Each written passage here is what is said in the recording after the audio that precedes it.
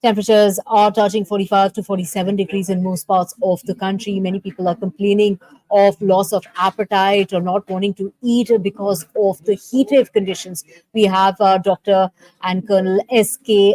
Thakur. He's a senior consultant gastroenterologist joining us to take us through what is really safe to eat when the temperatures are beyond the 40-degree mark. Thank you so much, Dr. Thakur, for joining us on the broadcast today. Doctor, gut health is something that's been bothering a lot of people, given the fact that it's 45 to 47 degrees in many parts of the country, which is why people, they're suffering from loss of appetite, they are suffering from diarrhea, feeling of vomiting is something that's, bothering some of us. What can we do to prevent food poisoning when the temperature is touching 47 degrees? I think this is the right time to discuss gut health because throughout the year, this happens to be the time when the gut is at highest risk of intestinal infections because of the high temperature outside and the problems in storage and eating of food. And we need to change our dietary habits during this part of the year as compared to the remaining. Uh, the things that we need to observe is very important. First, we must all ensure that in the midst of our busy schedule, we ensure a good fluid intake. Many times we are encountering patients in our clinical practice where the people suffer from gastrointestinal symptoms because they are not adequately hydrating themselves. So I think the first message should be adequate hydration. Second is the storage of food at this time of the year is very important. While many of them people leave their house early in the morning, 7 o'clock, 8 o'clock, and as I see, many people carry their food with them, and they are eating their food after having kept in their bags or in their kit 6, 7, 8 hours. So please ensure that the type of food you are carrying to be eaten after a long time should be one which does not get prone to infection. Milk and milk products, non vegetarian food are the ones which are at the highest risk. Should we advise our patients, please take simple vegetarian food, ensure good storage facility, ensure that your timing of meals is proper. Try and eat within the time, the lifespan of the storage of the food rather than cooking food, making it at 8 p.m. and eating it at 3 or 4 p.m. That is very important. Then many people are cooking food for 1, 2, or 3 days in the house. So when they do that, because most of the people are working and they are out, so on weekend they will cook. And this is the time when the food, if not properly stored, or if there are power or electricity breakdown, even if your food is in the refrigerator, it could be prone to infection. So please ensure the food should be cooked in small amounts, ideally frequently, and consumed within a short time rather than prolonged storage. Right, doctor, when it's coming out from both ends, what does that usually mean? What kind of infections, can be the case when it comes to gut health? I mean, we do know that the gut is the second brain of our body. How do we protect our second brain? See, the most important thing is the types of infection. That is the first.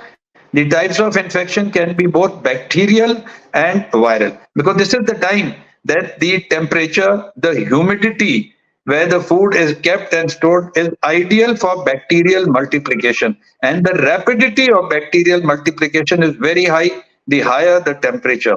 So I think we need to make sure that our food is kept in a relatively cold and safe environment rather than in a hot and humid environment. I have been getting many patients in my clinic in the last about 10, 12 days as the heat has picked up, and we have realized that the food has been kept in the car, it's been in the bus, it has been kept in anywhere else where due attention was not given. So I think to take care of your gut health, make sure that you eat proper food. Second thing is good hydration, I already mentioned.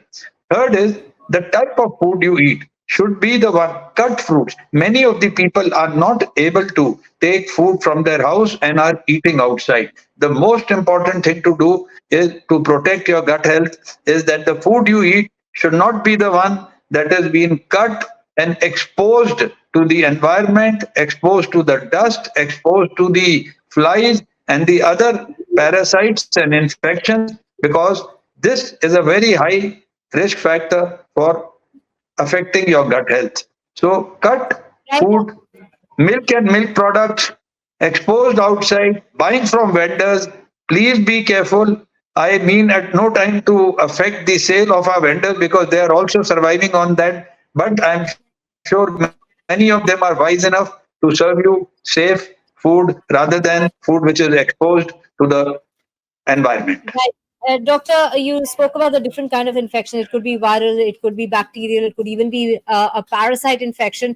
Is the treatment the same for all? Honestly, the treatment is different for every symptom.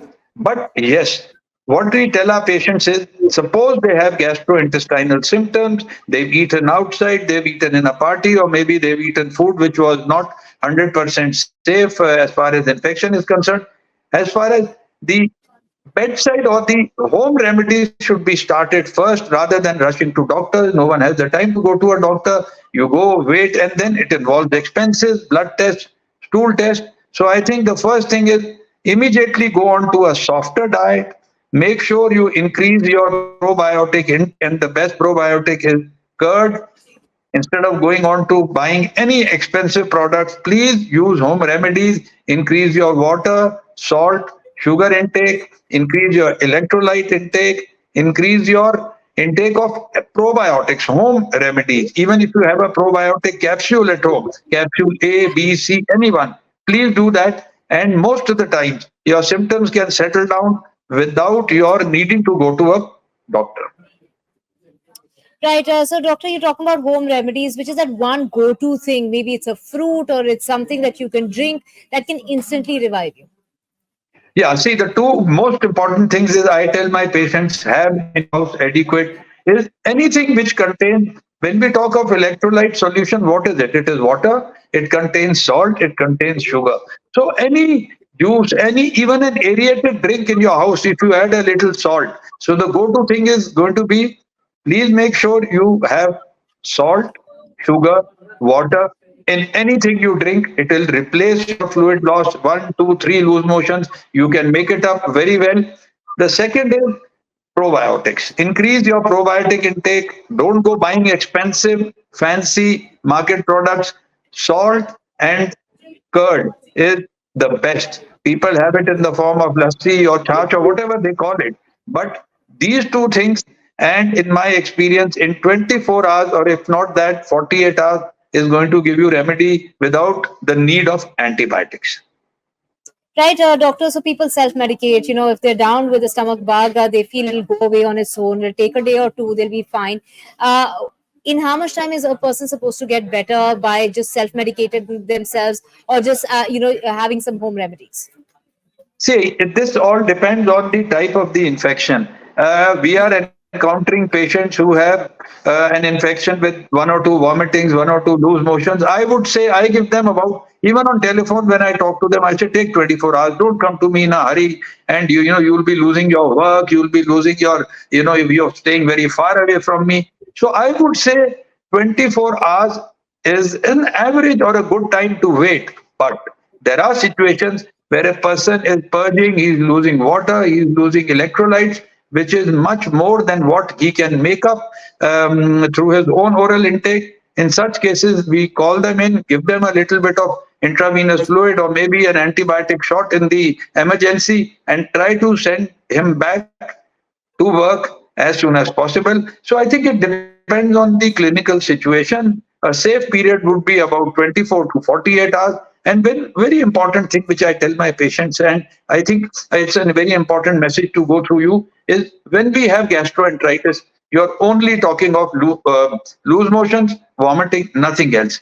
Please remember, from a young child to an elderly parent at home, 80 years, 85 years, the single most important thing to assess your gut health is your urine output.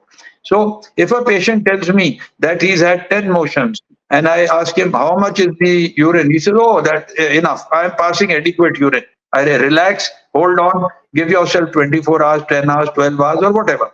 But if a person says, I've just had one motion, I've been vomiting, but doc, I ask him, urine output, he thinks and says, no, I think I'm passing less urine. Now, that is important red flag sign or time when we would like to press a little emergency button and say, okay, either increase your fluid intake yourself or come in, take a liter or so of intravenous fluid and go back. And if you're serious enough or ill enough, then naturally hospitalization for a day or two. Right, doctor, sometimes medicines take a toll on some of us, right? It makes us weaker. It takes recovery time also increases because, one is feeling weaker. In such situations, pre or probiotics, the kind of role that they play, how do they help?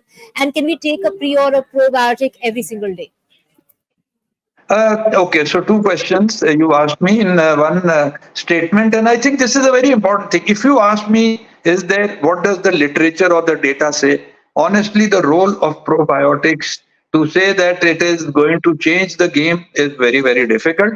But in my personal experience and my personal view is before starting an antibiotic as the first shot in every patient with gut infection, I would say I would give him a day or two of a probiotic. I'm talking of an infection stage first, and see if his own immunity, his own body, with the help of probiotics, can tide over the crisis. Then the job is done. Antibiotics can be avoided. Your second question So, was, yeah. So, yeah, I'll complete this. So, doctor, so second, which is an easy probiotic to buy from the market? see, it's very. I wouldn't like to name because I'll just say the probiotic, the best probiotic is curd, and there are probiotic curds, there are normal curds. I always say the normal curd you buy from the market or you make in your house has got enough of probiotic that I personally do not feel there is any role or much role of a probiotic curd. Curd itself has enough probiotics that your gut needs. However, to ensure that the adequate therapeutic amount or the therapeutic dose of probiotic goes in, there are any number of capsules, liquids, solutions, or for children, drops available. I wouldn't like to name one on advantage over the other because there are many in the market. Some people like brand X, some people like brand Y. So I just tell them, whatever has suited you in the past, please go for it. Right, Your doctor, when second, we yeah, talk about, yes, please. yeah, question I'll just complete because you said should we as a routine take? I thought the question was that should we as a routine be taking a probiotic daily? Right. Yeah, so many, this question is again, many, I would say at least two or three patients ask me daily, okay, doctor, the summer is there. Do you think we should keep consuming a probiotic around the year or this time of the year? So scientifically, the answer is there is no data that has proven that by consuming a probiotic through the summer months, through the rainy season, where that you can prevent infections or improve your gut health.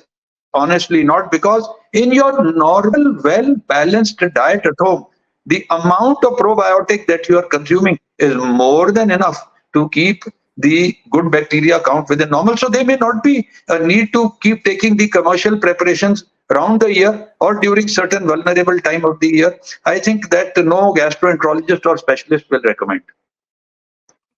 Right, doctor, when we talk about drinks such as kombucha and also kanji, lassi, like you mentioned, also food like, for example, kimchi, what role do these fermented foods and fermented drinks Yeah. play in the role of our gut health? Oh, yes. So, as you named one of them, Kanji, this I think from our childhood days, we have seen the grandmothers and the great grandmothers do it. That time we didn't understand. For us, it meant something which was tasting good. But I think that is very important. It gives you water, it gives you electrolytes, and fermented foods definitely improve the resistance and immunity of the gut and prevent the smaller infections from becoming bigger or more fulminant. So they definitely have a preventive role for good gut health.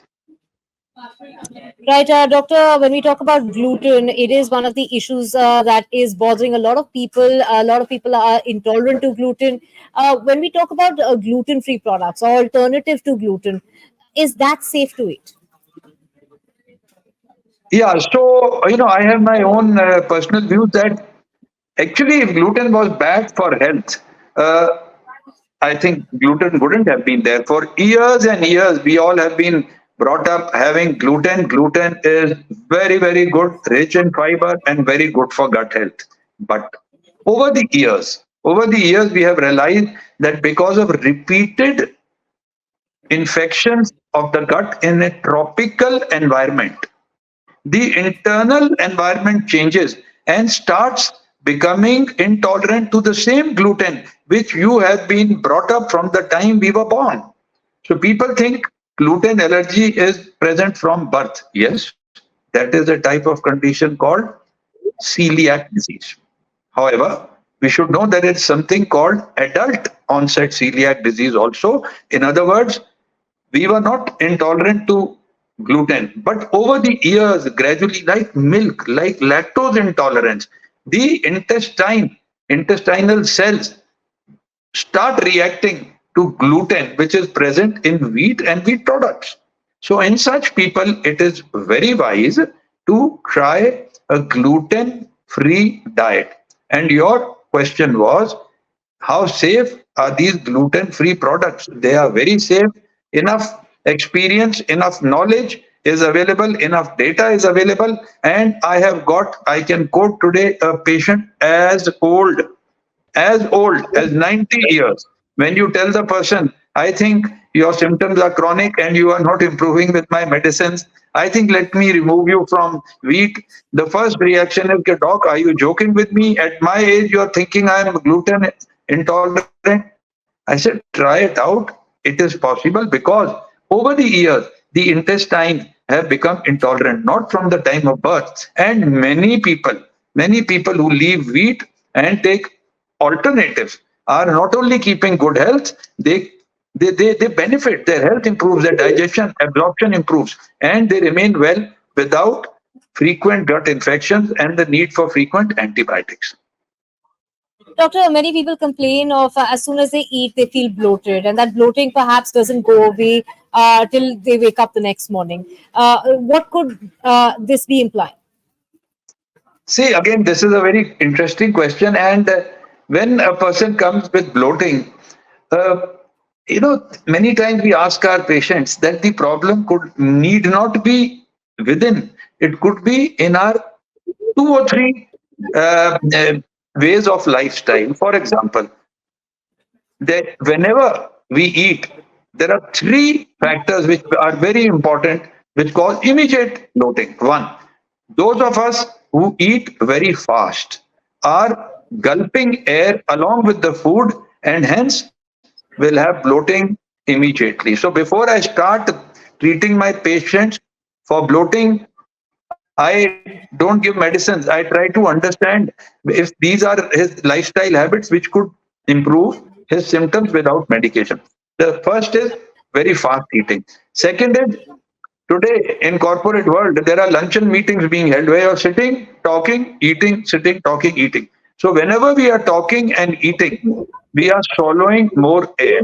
So please remember, it may be a good corporate culture in our life today because we want to save that 45 minutes of eating food by talking and getting over with a meeting. So those of us who are talking while eating are swallowing air can get bloating after immediately eating.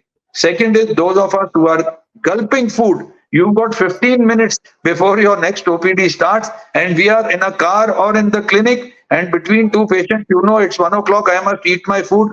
Half of the time we've gulped the food rather than eaten, and then you're bloated because you swallowed too much of air.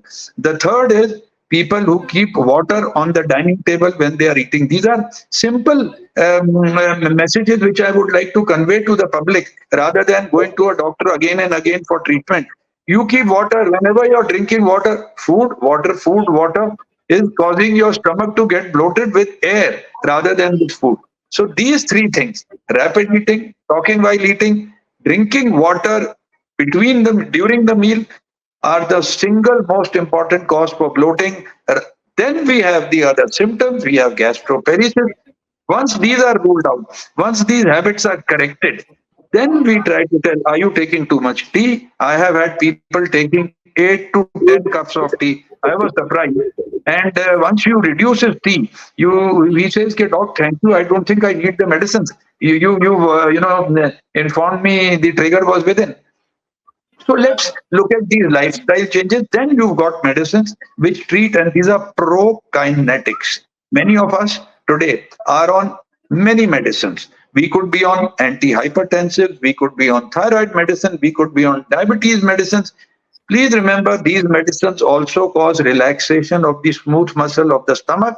So when you eat, the stomach, instead of contracting like a good muscular balloon, goes into a little state of dilatation.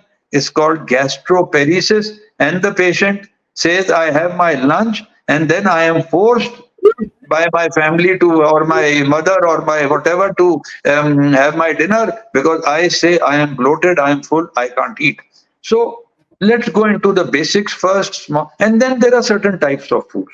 Food which are rich in fat, foods which are rich in sugars, carbohydrates, they can cause gastric distension and delayed gastric emptying. So these are basic things. Once we put a finger on it, they can be treated. Otherwise, then we treat with medicines.